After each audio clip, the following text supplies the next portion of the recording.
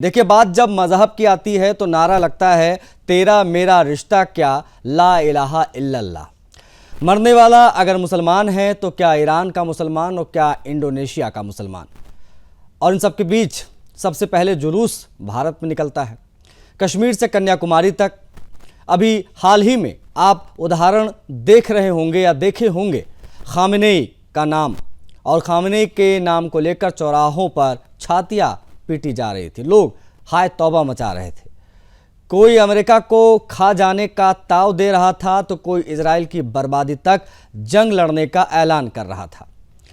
ये ताव देने वाले लोग अपनी जिंदगी में कभी ईरान, इजराइल या अमेरिका नहीं गए। हालात ऐसे हैं कि अगर उन्हें विश्व का मानचित्र यानी मैप दे दिया जाए तो उसमें ये तीनों देश कहाँ हैं वो ये लोग खोज नहीं पाएंगे। लेकिन खामेनेई मुसलमान था तो मानवता की बात करके मजहबी एजेंडा सेट करना भी ज़रूरी। उसके साथ हम मजहब के नाम पर खड़े होना है, हमको इस प्रकार की बात वो करने लगे। इनफैक्ट उसको अपना ये फ़र्ज मानते हैं, बताते हैं। और जब इन्हें समझाने जाओ तो संविधान के ना जाने कौन कौन से पन्नों से ये हमें उल्टा क्या क्या समझा देते हैं। ऐसा लगने लगता है जैसे खामेनेई को तो भारत रत्न मिल जाना चाहिए। लेकिन अब आइए जानते हैं कुछ ज़मीनी हकीकत और कड़वी सच्चाई। खामेनेई के मुरीदों को अब यहाँ से इस खबर को ध्यान से देखना चाहिए। तो सुनो, तुम्हारी जल्लाद इस्लामी ईरान की फौज ने भारत के 2 हिंदुओं को बेरहमी से मार डाला है। जी हाँ, इस युद्ध में लड़ाई इजराइल अमेरिका से चल रही थी इनकी, लेकिन जब तक हिंदुओं के खून से हाथ ना रंगले ये लोग, तब तक चरमपंथियों को सुकून मिलता कहाँ है।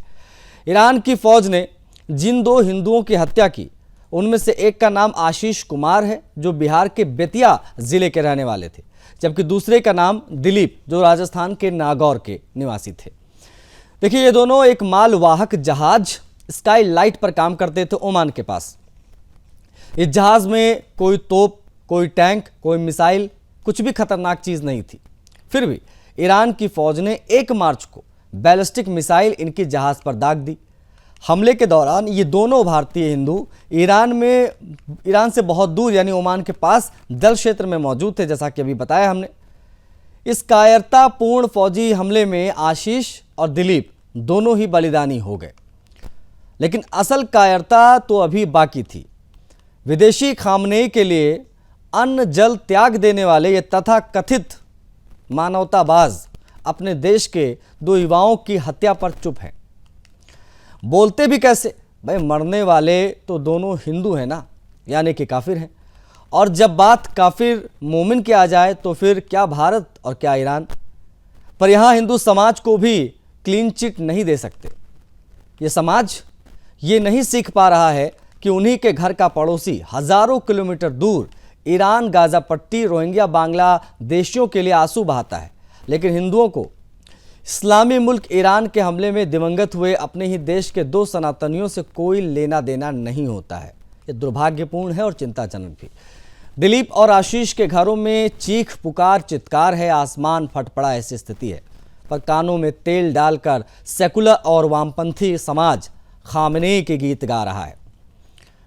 आज हम अपने एक्सक्लूसिव शो में ये बात कर रहे हैं, ये सवाल उठा रहे हैं कि क्या हिंदू की जान राष्ट्रीय या अंतर्राष्ट्रीय स्तर पर कोई कीमत नहीं रखती है? क्या दिलीप और आशीष की हत्यारी फौज भारत में मुर्दाबाद बोलेगी? अगर ऐसा नहीं हो पाता तो चरमपंथी सोच किसकी कितनी ज़्यादा है इसका अनुमान आप स्वयं लगाइएगा। सुदर्शन न्यूज़ दिलीप और आशीष को न्याय दिलाने की मुहिम छेड़ रहा है। हम इस्लामी मुल्क ईरान से सवाल कर रहे हैं कि उनकी हिम्मत कैसे हो गई भारत के 2 हिंदुओं को मारने की। हमें अभी देखना होगा हमारी इस मांग पर कौन कौन हमारे साथ खड़ा होगा और कौन इसके विरोध में खड़ा होगा। विशेष तौर पर यह सवाल उनसे है जो खामेनेई के समर्थन में उसके मरने पर यहां हाय तौबा मचा रहे थे।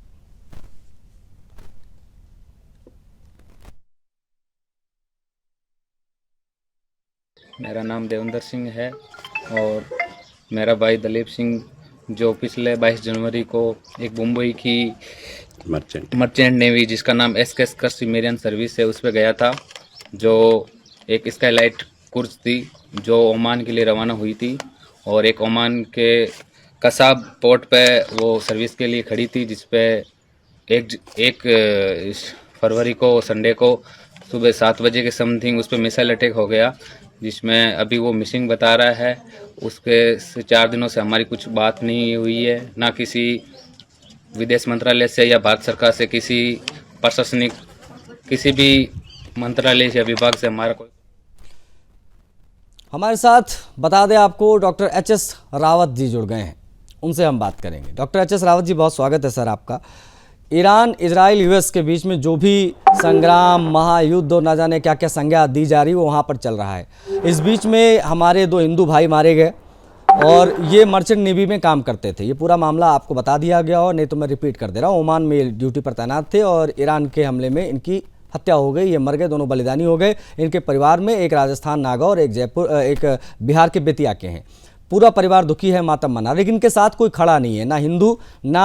अब उनसे क्या ही उम्मीद करें। विशेष तौर पर मैं उनकी बात कर रहा हूँ जो खामनेई के लिए छाती पीट रहे थे। इनके लिए खामनेई सगा है, लेकिन अपने ही देश में, अपने ही पड़ोस में रहने वाले 2 हिंदू मारे गए, उनके लिए कोई बाहर नहीं आया। किस प्रकार से आप इसको देखते हैं? देखिए आशीष जी, सबसे बड़ी बात है कि हिंदुओं के सभी दुश्मन हैं। हिंदुओं के तो आपने देखा कि यहूदी भी दुश्मन हैं, ईसाई भी दुश्मन हैं, यहूदियों के बौद्ध भी दुश्मन हो चुके हैं। यहूदियों के तो कट्टर दुश्मन तो इस्लामिक लोग हैं, जिहादी लोग हैं। इनको हिंदुस्तान से कोई प्यार नहीं है, क्योंकि इनको प्यार सिर्फ उन जिहादियों से है जो इस्लाम के लिए लड़ते हैं। हमारे देश के अंदर कोई भी बात हो जाती है, अभी आपने देखा है कि बड़े बड़े मौलानाओं के बयान आ रहे हैं, अगर हिंदुस्तान पाकिस्तान का युद्ध हो जाए तो हम पाकिस्तान के साथ खड़े होंगे, हम इस्लाम के साथ खड़े होंगे, हम अपने भाइयों के साथ खड़े होंगे। ऐसी ऐसी जो मानसिकता के लोग इस देश में रह रहे हैं, ये सबसे घातक है हमारे देश के लिए। हिंदू के लिए भी इस तरह की स्टेटमेंटें आती है कि बांग्लादेश में अगर हिंदू मर रहे हैं तो हमें क्या लेना देना, वो उनकी समस्या है। अरे भाई, अगर बांग्लादेश में हिंदू मर रहे हैं और वहां पर अगर इस्लामी लोग, जिहादी लोग मारे जा रहे हैं, तुम्हें उससे क्या लेना देना। लेकिन सब काबा के लिए नतमस्तक हैं। जो यहाँ पर कन्वर्टेड हिंदू हैं, ये सब जो कन्वर्टेड हिंदू मुसलमान बने, ये सब कायर लोग हैं, इनको देश से कोई लगाव नहीं है। इसलिए जो ईरान ने वहां पर हिंदुओं को मारा है, वो टारगेट करके मारा है, वो गलत किया है।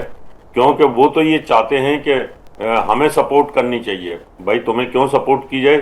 सपोर्ट करने का मतलब क्या बनता है हमारा? तुम लोग सब हिंदुओं के दुश्मन है, तुम कोई भी सपोर्ट नहीं करते। सब जितने भी इस्लामिक संगठन है वो सब कश्मीर पर हिंदुस्तान का विरोधी हो जाता है। तो इसलिए जो हिंदुस्तान में रह रहे हैं ये सब जहरीले नाग हैं। इन लोगों को हिंदुओं से कोई मतलब नहीं है। हिंदू मारे जाएं, जितने मर्जी मारे जाएं। एच.एस. रावत जी, अब सवाल ये है कि हिंदुओं का दुश्मन तो सबसे बड़ा खुद हिंदू है ना, इसके बारे में भी तो बात होनी चाहिए। ये हिंदू कितने निकले इन 2 परिवारों के लिए?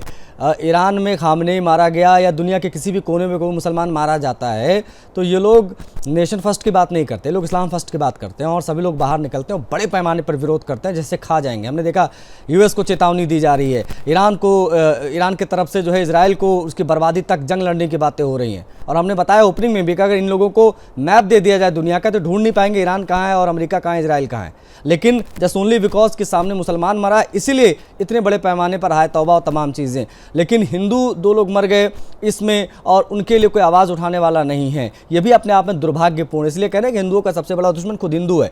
ये भी अब जगने का समय आ गया, इसके बारे में भी हम बात करेंगे, तो प्लीज़ आप बने रहिएगा। एच.एस. रावत जी हमारे साथ हमारे ब्यूरो चीफ बिहार के जुड़ गए हैं, प्रेम, उनसे बात करेंगे। प्रेम, आशीष कुमार नाम बताया गया, बेतिया के रहने वाले, इनकी भी मौत हो गई। ये ओमान में मर्चेंट नेवी में काम कर रहे थे, एक मिसाइल इनकी जहाज़ पर भी लगा, इनकी भी मौत हो गई। जो 2 हिंदू मरे उनमें। इस समय आशीष कुमार के घर का माहौल कैसा है, क्या जानकारियां वहां से मिली हैं? लोगों से, हिंदुओं से, सरकार से मांग क्या है परिवार की, क्या जानकारी? देखिए, जिस तरीके से हमने ये जानकारी भी दी कि ओमान में मर्चेंट नेवी में कार्यरत है आशीष जी, मात्र ऐसे शख्स थे जो घर चला रहे थे, परिवार का ख्याल रख रहे थे, दूर थे परिवार से। लेकिन जिस जहाज पर वो थे उस समय जो परिवार बता रहा है कि वो कमरे में मौजूद थे, मिसाइल से अटैक होता है और उस अटैक में आशीष की जान चली जाती है। कुछ दिन पहले तक ये बताया गया कि आशीष जो है लापता है, लेकिन ईमेल के जरिए परिवार से ये सूचना आती है नहीं कि आशीष की मौत हो गई है। तो इसके बाद परिवार का बुरा हाल है। 5 साल का आशीष का बच्चा है, छोटा बच्चा है। मतलब हाल ही में जो है मतलब बच्चे ने स्कूल जाना शुरू किया है। तो ये चीजें परिवार का रोकर बिलक कर बुरा हाल है। एक ऐसे भी मतलब अगर इसको इस तरीके से भी देखें कि एक परिवार का शख्स जो बाहर कमाने के लिए जाता है और परिवार की आखिरी उम्मीद होता है, परिवार उसके भरोसे चल रहा होता है, और इसे इस तरीके से खो देना परिवार के लिए थोड़ा दुर्भाग्यपूर्ण भी होता है, चिंताजनक भी। और परिवार की स्थिति को बयां भी नहीं किया जा सकता। हम और आप पैनल पर बैठ के उस दर्द को, वो परिवार जो चीज सह रहा होगा उसको मतलब एक्सप्लेन नहीं कर सकते यहाँ पर बैठकर। तो जो चीजें हुई है उसके बाद देखिए अब बिहार सरकार ने भी कहा है कि कुछ रियायत, कुछ मुआवजा दिया जाएगा, लेकिन दिए जाएंगे तब तो बात होगी। लेकिन जो फिलहाल चीजें हैं अब तक। अच्छा, एक चीज और प्रेम, केंद्र सरकार, राज्य सरकार या स्थानीय प्रशासन की तरफ से क्या आश्वासन परिवार को दिया गया? एक चीज ये बताइए, नहीं दिया गया तो भी इनकी बॉडी पहुंची कि नहीं पहुंची, उससे संबंधित क्या जानकारियां हैं? और एक और महत्वपूर्ण चीज ये है कि जब से खबर आई कि 1 मार्च के आसपास का ये मामला बताया जा रहा है, जब मिसाइल इनके वहाँ पे लगी और इनकी जो है मौत हो गई, बलिदानी हो गए, उसके बाद से लेकर अब तक कितने हिंदू समाज के लोग इनके घरों पर पहुंचे, इनके सपोर्ट में खड़े रहे, इनको ढांढस बंधाया? क्या इस प्रकार की चीज दिखी कि सभी लोग गायब? देखिए, मैं आपको पहले बता दूं कि जब इस मामले में जब संजय जायसवाल जो सांसद है उन्होंने इंटरवीन किया, इसके बाद जो है परिवार ने ये कहा है कि संजय जायसवाल ने जब इंटरवीन किया तो चीजें निकल कर सामने आई कि आशीष की मिसाइल अटैक में मौत हो गई है। अब उस समय पहले तक ये बताया गया कि आशीष लापता हो गए हैं, ओमान से गायब हो गए हैं, लेकिन उसके बाद मतलब परिवार का शक था। आज सांसद को नोटिफाई किया गया, संजय जायसवाल को बताया गया। संजय जायसवाल इंटरवीन करते हैं, विदेश मंत्रालय से बात करते हैं, टच में आते हैं तो ओमान से, तो फिर उसके बाद क्लियर हुआ कि नहीं, मिसाइल अटैक में आशीष की मौत हो गई है।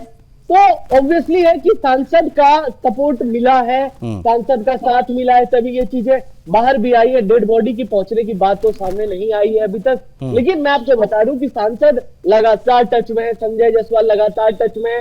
राज्य सरकार ने भी कहा है कि जिस तरीके की चीजें हैं, कुछ अगर हेल्प राज्य सरकार के द्वारा परिवार को की जाएगी तो वो की जाएगी।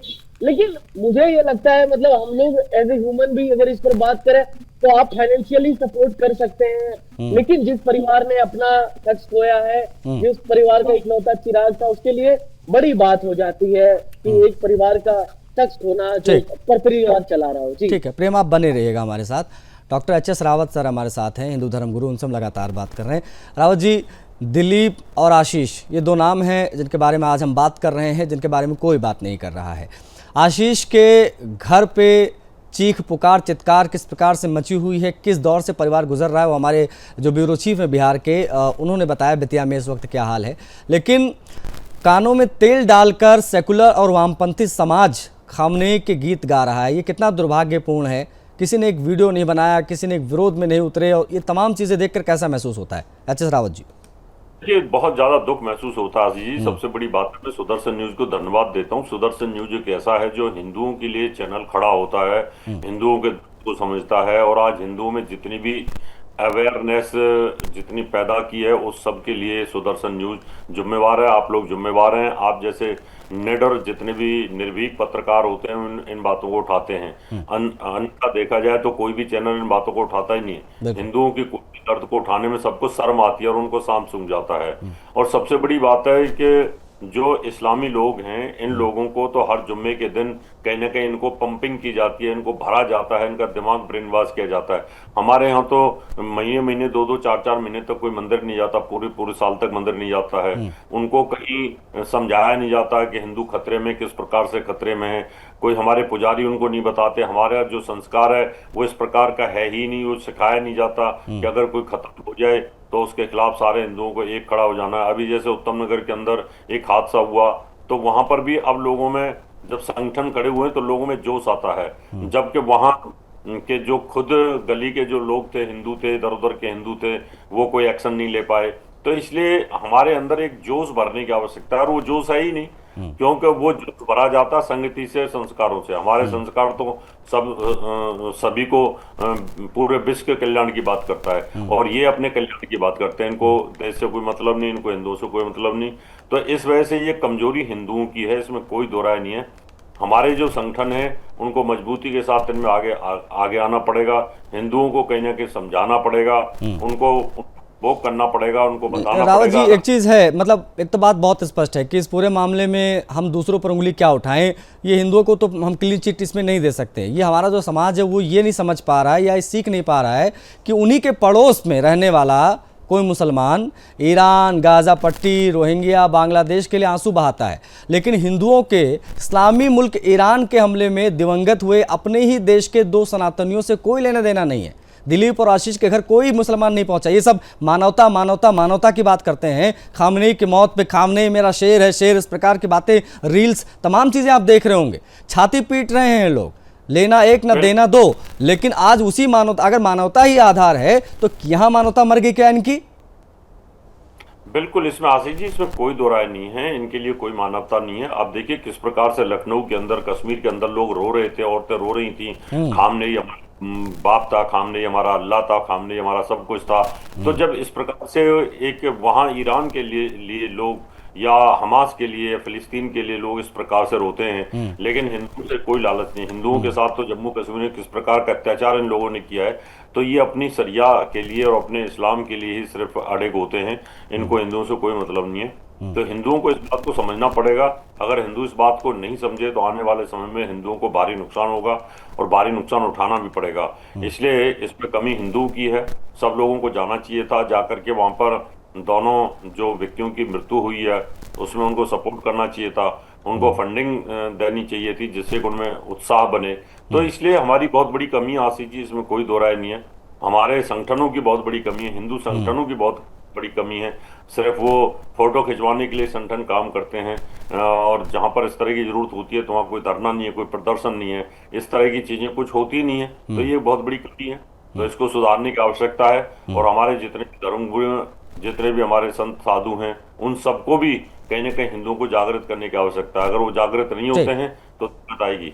ठीक है, आप बने रहेगा। हमारे साथ प्रेम भी हैं, हमारे ब्यूरो चीफ बिहार के। प्रेम, जब से इसकी जानकारी मिली है तब से बिहार में, विशेष तौर पर बेतिया में, पटना में, जब आपने लोगों से बातचीत की, इस खबर को शेयर किया, तो लोगों के क्या रिएक्शंस हैं? लोग किस प्रकार से इस पर आक्रोश व्यक्त कर रहे हैं, क्या प्रतिक्रिया व्यक्त कर रहे हैं, वो प्लीज़ बताइए। क्योंकि खामनेई की हत्या पर बहुत बड़े पैमाने पर हमारे देश में विरोध हुआ है।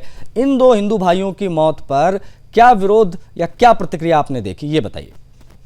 देखिए, मैं जो बात बोलने जाऊंगा हो सकता है लोगों को बुरी लगे, ये लगे कि क्या बातें कर रहा है, लेकिन आप सोचिए, इतनी बड़ी घटना हुई है, आप ईरान के लिए हाय तौबा मचा रहे हैं, खामेनेई की मौत पर हाय तौबा मचा रहे हैं, लेकिन आपके शहर का लड़का, आपके जगह का लड़का, उसकी इस तरह से मौत हो जाती है, जो 16 साल से मर्चेंट नेवी में कार्यरत है।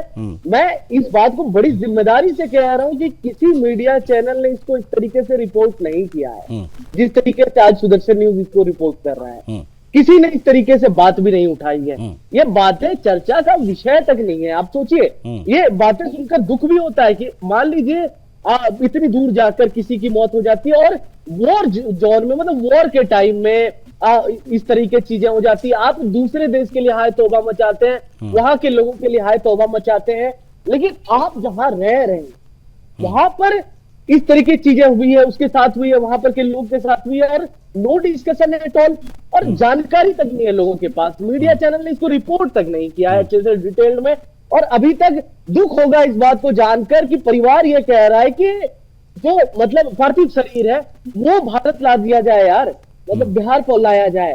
तो अभी तक जिस तरीके से मीडिया ने भी इसको इस तरीके से नहीं उठाया कि जो प्रेशर बन पाए, जिस पर तेजी आ पाए। ठीक है, सांसद का एफर्ट लगा, चीजें सामने आई, ये क्लियर हुआ कि लापता नहीं है, वो अपने कमरे में बंद थे, मिसाइल अटैक होता है, कुछ लोग क्रू मेंबर बच जाते हैं, लेकिन उनकी वहां पर मौत हो जाती है। तो सांसद के इंटरव्यू करने के बाद हुआ है, लेकिन अब सवाल यही है कि क्या पार्थिव शरीर आएगा?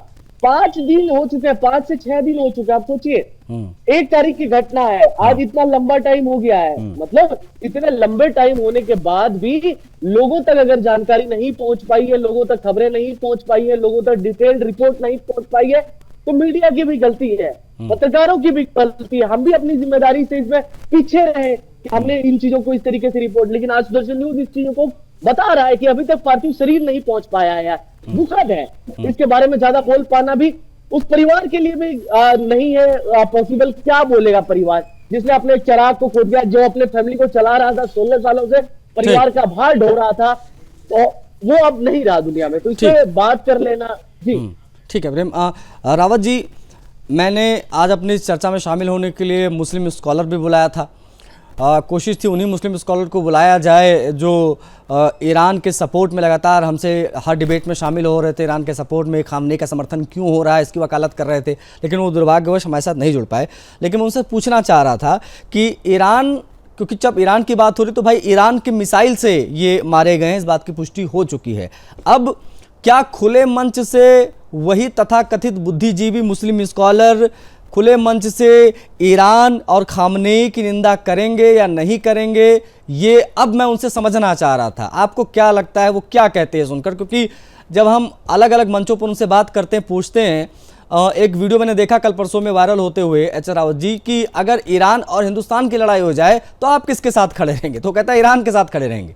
ये बौद्धिक, ये स्तर जो है मानसिक, ये जिहादीपन, ये कहाँ से आता है इनके अंदर? देखिए, इसमें कोई दो राय नहीं है, ये सब अल्लाह की देन है और इनका ब्रेन वॉश किया हुआ है कि आपको सिर्फ अल्लाह के अच्छा, नाम पे इसके बाद रावत जी, जब इनसे कह दिया जाए कि जाओ फिर ईरान में रहो या जाओ पाकिस्तान में रहो, तब फिर ये विक्टिम कार्ड निकालते हैं और दुनिया भर का प्रोपेगेंडा सेट होने लग जाता है। जी बिल्कुल, अगर वो जो इस्लामिक स्कॉलर होते हैं तो वो सीधा सीधा जवाब देते।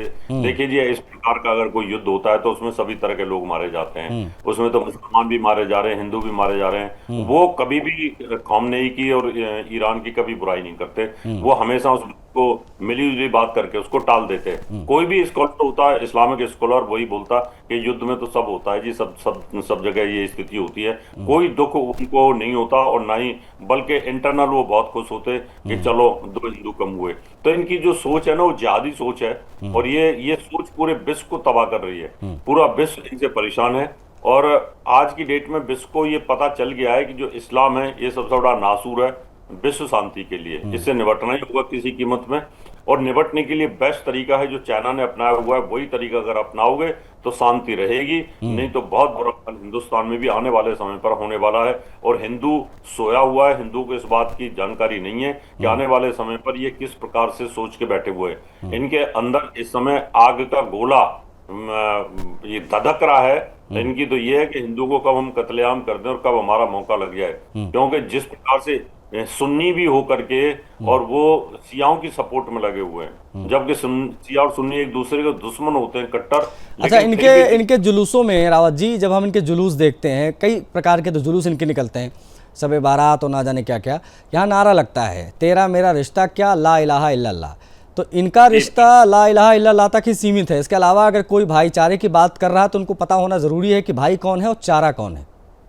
जी बिल्कुल, इसमें कोई दो राय नहीं आसिफ जी। तो इसलिए इन लोगों को जो स्पेशल ट्रेनिंग दी जाती है मदरसों में, 4 साल 3 साल के बच्चे को इनको जानवर को ज़िबा करना सिखा देते हैं, गला काटना देते हैं, हलाल करना सिखा देते हैं, तो जो निर्मम हत्याएं वो करना सिखा देते हैं। हर मुसलमान के घर में कहीं के 2-4 चाकू, हथियार, तलवार पड़ी होती है, AK-47 पड़ी होती है। तो बड़ा मुश्किल है। तो हिंदुओं को जगना पड़ेगा, हिंदुओं को समझना पड़ेगा। हिंदू जब तक अपनी आवाज नहीं उठाएगा, जब तक पूरे विश्व में इस बात को लोग समझेंगे ही नहीं। हिंदुओं को तो बहुत आसान समझते हैं कि मार दिया कोई बात नहीं, कोई पूछने वाला नहीं है। जैसे फारस के लोगों को, यानी फारसी लोगों के साथ हुआ, वही ये समझ रहे हैं। लेकिन यहूदी लोग क्या हैं, वो इनको सबक सिखा रहे हैं। उन्होंने अपने को बचाया है और जिस प्रकार से उनका जेनोसाइड हुआ, जिस प्रकार से उनकी किलिंग हुई, उससे वो आहत हैं।